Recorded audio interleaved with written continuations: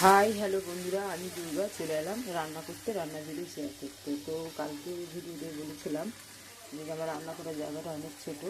দেখুন কত ছোটো, খুব রান্না করতে অসুবিধা হয়। যেহেতু এটা আমার ভাড়া বাড়ি, তো ভাড়া বাড়িতে থাকি, তো ছোটো জায়গা, সেই জন্য রান্না ফান্না করে আমি বাইরের দিকে এই ঘরের ভিতরে নিয়ে গিয়ে ভিডিও বানাই।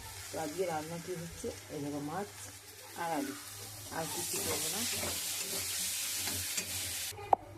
তো ফাইনালি আমি ঢেলে দিলাম এইটা, আমার মশলাটা কষা হয়ে গিয়েছিলো, মাছটা ঢেলে দিলাম, এবার ফুটে গেলে নামিয়ে নেব। তো এইটাই আমার প্রবলেম, এখানে এত ছোট জায়গা, নিজস্ব তো বাড়িঘর কিছু নেই, ভাড়া বাড়িতে অনেক দিন থেকেই থাকি। তো দেখা যাক কোন দিন কী দেয় ঈশ্বর, সেদিন কী হবে। আছে গ্রামে, আছে আমাদের পূর্ব বর্ধমান জেলা বাপের বাড়ি, বাপের বাড়িতে আছে, এখানে নেই, আমরা থাকি বাইরে আসানসোলে। তো এইটুকুনি বলবার ছিল। দেখা হচ্ছে পরের ভিডিওতে। Tata, bye bye.